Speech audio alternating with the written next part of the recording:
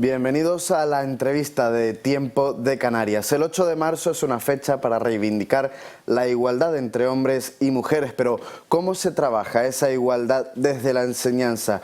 ¿Cómo se les enseña a nuestras futuras generaciones? Hoy tenemos con nosotros a la presidenta de AMPE Las Palmas y también profesora, doña María Perera. Bienvenida. Muchísimas gracias. ¿Qué valor tiene el 8 de marzo desde la perspectiva y desde el ámbito educativo? Desde el ámbito educativo tiene el mismo valor que desde el ámbito social.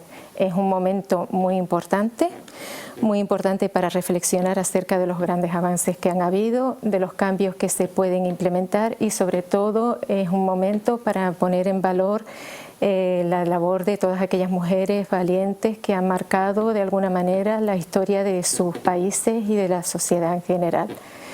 La realidad es que a pesar de que han habido grandes avances, no ha sido todavía suficiente porque estos avances se hacen muy poquito a poco. Cuando hablamos de cambio, a nivel de igualdad de géneros implica no solo un cambio de normativa, sino un cambio de creencias y del estereotipo que actualmente hay acerca del hombre y de la mujer. Y eso es lo realmente complejo de cambiar. ¿Cómo puede llegar a afectar la desigualdad económica de los padres y sobre todo teniendo en cuenta que el 8M es un momento para reivindicar igualdad y que existe una brecha salarial entre hombres y mujeres? ¿Cómo puede afectar esa brecha, esa diferenciación o esa desigualdad económica en la formación? Exactamente no te puedo responder a la pregunta, ¿vale? No te puedo responder porque no tengo yo pues datos ahora mismo de encuestas para valorar este dato en concreto.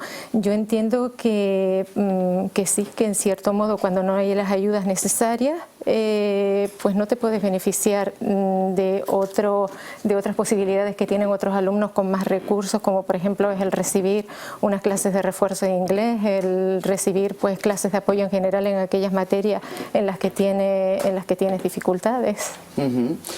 Según el último informe de las cifras de la educación en España, son más las chicas que consiguen acabar su formación universitaria que los chicos. En concreto son 3.000 en Canarias solo, me estoy refiriendo, 3.165 chicas frente a 1.899 chicos. Y sin embargo, a ellas les cuesta mucho más alcanzar cargos de responsabilidad. ¿Por qué?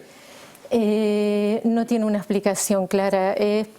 Todo es debido precisamente a que hay una discriminación de la mujer con respecto al hombre, porque ese dato que tú acabas de apuntar es un dato que contrasta luego con la realidad laboral, porque es mayor cantidad de mujeres las que terminan sus carreras universitarias y además la tasa de abandono escolar también es menor en la mujer, pero sin embargo luego la realidad laboral es otra. A la mujer le cuesta muchísimo más no solo acceder al empleo, sino además el ocupar puestos de responsabilidad. De hecho, hay un dato interesante de encuestas del 2019 que dicen que, por ejemplo, en España únicamente el 25% de las parlamentarias son mujeres. Como docente, ¿qué puede aportar un profesor para trabajar en una educación en igualdad? No cabe duda de que la educación es vital. La educación es vital si tenemos en cuenta que el 50% de la sociabilización de la persona se realiza en la escuela, con lo cual, pues ya digo, la escuela puede hacer mucho en ese sentido y de hecho pues ya se están haciendo cosas porque hay muchos contenidos dentro de los programas educativos de los centros que intentan pues paliar lo que es la desigualdad de género. Luego, recientemente se han creado una figura dentro de los centros que es la del agente de igualdad, que tiene pues como tarea el llevar a cabo el desarrollo de programas para fomentar la igualdad y establecer medidas en este sentido. Y, en fin, pues que se pueden hacer muchas cosas además de esto, pues yo creo que incluso tenemos que ser un modelo dentro de la escuela de relaciones entre hombres y mujeres sanas para crear un mundo más justo. Nosotros podemos mostrar como docentes pues a la mujer que tiene que asumir una responsabilidad, que es la de cuidarse a sí misma, la de reservar unos espacios para su soledad, la de tener un espacio para realizarse a nivel laboral, para dedicar tiempo pues a aquellas cosas por las que siente pasión, dedicar tiempo a su ocio. Por otro lado, pues tampoco debemos olvidarnos del hombre, porque yo creo que también hay que trabajar mucho con el hombre, sobre todo a través de las emociones, con los sentimientos, y más ahora que la escuela ha abierto una ventana a las emociones. Hay que mostrar que no está reñida la fortaleza con el exteriorizar los sentimientos, que no está reñida con la empatía, con el poder cuidar a los demás, asumir las labores pues, de las tareas del hogar y el cuidado de los hijos, el cuidado de los mayores. En fin, que se puede hacer muchísimo. Sí, importante es enseñar en igualdad en los centros educativos. Más importante quizás lo es que esa formación continúe en las casas de esos jóvenes. ¿Cómo puede el profesorado trabajar también en ello o ayudar en eso? Claro, la manera de colaborar con eso es trabajar con los padres. Entonces, pues ya ahí tiene mucho que ver la autonomía del propio centro y la iniciativa que tenga el centro, pues de crear espacios donde los padres se puedan reunir y a lo mejor pues recibir talleres y luego pues estar en continua comunicación con la familia, porque lo que está claro es que la educación es un trabajo de familia-escuela. Claro, porque si enseñamos a los jóvenes en igualdad en el centro educativo y llega a casa y encuentra todo lo contrario, lo que se ha hecho en el centro básicamente pues no termina por servir para mucho, ¿no? A ver, repercutir siempre repercute, porque la educación sensibiliza, ¿vale? Y la sensibilización implica pues el que hay siempre una pequeña toma de conciencia por parte de la persona a nivel individual. Entonces no sabemos cuándo eso se va a manifestar o va a fluir de cara al exterior, pero un efecto tiene, aunque no haya esa coordinación 100% a nivel familiar. No cabe duda que luego salimos a la sociedad en general, y la sociedad en general no es como la comunidad educativa. O sea, hay otras costumbres, hay otros valores, se vive con otras creencias, se tienen en cuenta una serie de estereotipos. Entonces ahí ya pues son campañas de sensibilización y que poquito a poco haya una toma de conciencia y que cada uno asuma la responsabilidad que le toca en las relaciones hombre-mujer. En el contacto directo que tiene el profesorado con esas generaciones del futuro y trabajando con ellos, ¿se ve que son más o son menos machistas? A mí, por ejemplo, me han llamado la atención en concreto unos datos que leí del Barómetro de la Juventud, porque esos datos muestran, por un lado, que hay un aumento del feminismo, pero ese aumento se da a que el porcentaje de chicas que son feministas aumenta, no se da un aumento en el porcentaje de chicos. Y luego, algo curioso es que ese aumento de chicas feministas contrasta con un aumento de conductas machistas en el hombre. Conductas del tipo, un aumento, por ejemplo, de que son muchos los jóvenes que piensan que deben controlar el móvil de sus parejas, consideran, por ejemplo, que los celos forman parte de una relación.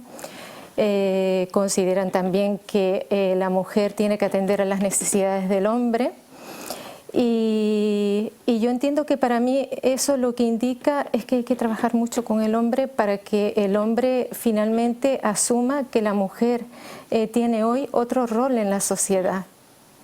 Y luego otro dato curioso de esa encuesta en concreto, porque esta encuesta también toca lo que es la conciliación familiar, es que todavía un 45% de chicos jóvenes y un 41% de chicas piensan que el que la mujer trabaje fuera del hogar hace resentir a la familia.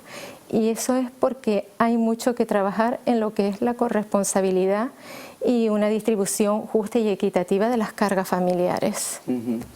Claro, ahora cuando nos enfrentamos a esas cifras que nos acaba de dar, un poco viene a reflejar que ha estado muy bien enseñar en igualdad y en enseñar a la mujer que se tiene que empoderar, que tiene que mirar por ella primero, pero nos hemos quizás olvidado de que el hombre también tiene que entender ese papel que le pertenece a la mujer. Totalmente de acuerdo, por eso hay que implicar en este cambio al hombre. Hay que implicar al hombre y hay que trabajar también desde la escuela y a través de las diferentes campañas de sensibilización que hagan los gobiernos, que considero que son importantes y que hay que realizarlas con cierta periodicidad, pues de que esto no es cosa solamente de mujeres, que estamos hablando de relaciones hombre-mujer. ¿Los adolescentes están concienciados realmente de esa igualdad de oportunidades entre hombres y mujeres, en ese trato igualitario entre unos y otros? Pues como hemos visto y como dicen estas encuestas, evidentemente no hay una conciencia 100%, hay un porcentaje todavía importante de jóvenes que no han asumido este rol de la mujer y que tampoco han asumido que tienen parte de responsabilidad, pues ya digo, a nivel de cargas familiares. Y tampoco pues probablemente habrán asumido el que la mujer pues tenga derecho a acceder a los puestos de trabajo en igualdad de oportunidades y está claro que ello es una realidad, por eso de ahí a la necesidad de continuar pues insistiendo a nivel educativo y de continuar con este tipo de campañas, no bajar la guardia, evidentemente para seguir avanzando en este sentido, porque la mujer sigue estando infravalorada a día de hoy. Eso pues lo vemos a diario, que sigue abriendo brecha salarial. Muchas mujeres pues cobran menos que los hombres por el simple hecho de ser mujer, y luego pues es complicado, hay bastantes obstáculos para acceder a determinados puestos de responsabilidad. Es cierto que por ejemplo en educación no tenemos ese problema. En educación hay un montón de mujeres que son directivas, directoras de centros escolares importantes. De hecho, muestran las estadísticas del Ministerio que en Canarias en concreto, 7 de cada 10 mujeres son directivas. Entonces, en educación no ocurre, pero sí ocurre en otras profesiones, ¿vale? Entonces, pues hay que continuar trabajando, y luego, por otro lado, también es verdad que la mujer a nivel de liderazgo pues tiene que hacer un esfuerzo importante, no solamente por los obstáculos, sino un esfuerzo consigo misma, con su diálogo interno, porque, claro, hemos sido educadas de una manera y nosotras mismas pues nos ponemos límites. Y eso, el salirte de esos límites y salirte del papel que la sociedad ha establecido para ti, te aseguro que genera muchísima ansiedad, porque yo lo he vivido como mujer, como docente y como madre, ¿vale? Los jóvenes que se están formando en este momento y que probablemente o muy seguramente usted lo pueda ver en el trabajo con ellos, esa diferenciación que hacen entre hombre y mujer, esa desigualdad entre unos y otros, ¿se da más entre aquellos que tienen un entorno, digamos, con mayores dificultades económicas? No siempre, ¿vale? No se da siempre. Esto más que tener que ver la economía, bajo mi punto de vista, tiene que ver la manera que tenemos de organizarnos a nivel social. No debemos de olvidar que al final el género es un constructo, y ese constructo tiene su origen en el plano sociocultural. y que establece pues una manera de organizarnos y que establece pues que las mujeres tienen un papel determinado y que el hombre tiene otro. Y nace de esa manera. ¿En base a qué? Pues en base a una serie de creencias que se han ido transmitiendo de generación en generación, estereotipos que ya hay construidos, y luego las normativas y legislación de los países que pueden favorecer o no el que haya esa igualdad de oportunidades. Entonces, bajo mi punto de vista, tiene más que ver con eso, con el sistema que haya de organización a nivel social. Esa formación, ese trabajo en igualdad puede ayudar a que en un futuro se puedan romper esas creencias culturales que tenemos arraigadas en nosotros mismos, pues porque es lo que vamos viendo y es lo que nuestra sociedad nos va enseñando. A ver, yo estoy segura de que sí, porque nada tiene que ver la situación actual de la mujer con la situación que tenía, por ejemplo, por ponerte una fecha, a principios del siglo XXI, que fue cuando se empezaron a dar los primeros movimientos reivindicativos de la mujer, y fue cuando se celebró el primer día para poner en valor a lo que es la mujer y para reivindicar esos derechos laborales y el simple derecho al voto. Entonces ha habido un avance. Lo que pasa es que, claro, cambiar creencias es complicado y no va tan rápido como nos gustaría. Cuando hablamos de la necesidad de romper el techo de cristal y que las mujeres lleguen a puestos directivos, la realidad es que después, aunque los ocupan, tienen menos voz que los hombres. Eso dificulta que las chicas jóvenes de hoy en día les cueste tener algún referente que les, digamos, les intente, lo intenten marcar como objetivo para querer ser como ellas en algún momento. A ver, a esta pregunta respondía también un poquito antes, ¿no? En el sentido de que el que se rompa el techo de cristal, por un lado es el que nos lo ponga más fácil para poder optar a estos puestos de trabajo, y luego, por otro lado, también es cierto que tiene que haber un cambio de mentalidad en la mujer. Nosotras está luego el techo de cemento, el denominado techo de cemento, que es más difícil de romper que el techo de cristal, y donde hay que ir pico a pico, porque ahí está el trabajo que nosotras tenemos que hacer con nosotras mismas para creernos, evidentemente, que podemos desempeñar un puesto de ese tipo igual o mejor que lo desempeña un hombre. Y luego, por otro lado, para quitarnos de encima todo ese lastre que llevamos de asumir mayoritariamente nosotros una serie de responsabilidades que nos cargan y que nos hace que sea muchísimo más difícil desempeñar un puesto de responsabilidad que requiere tiempo y que requiere que estés muy centrada en tu puesto de trabajo. Entonces, pues tiene que ver las dos cosas. Nos vamos quedando sin tiempo, pero sí me gustaría, aunque sea, hacer una pequeña reflexión sobre el papel de la mujer también en la ciencia, un ámbito en el que, bueno, están ahí, pero quizás es donde menos voz se les está dando, o donde menos se conocen a mujeres científicas. ¿Cuesta mucho más en la ciencia, en la divulgación, que una mujer pueda alcanzar cuotas altas? Yo creo que eso tiene también mucha relación con la segregación laboral. Hay un montón de profesiones que están claramente masculinizadas, al igual que hay otras que están feminizadas. Entonces, si tú te vas a muchas carreras de ciencias que tienen que ver con lo que son las ingenierías, la arquitectura, todo lo que los ciclos formativos que están relacionados con el mantenimiento, la automoción, etcétera, etcétera, están claramente masculinizadas.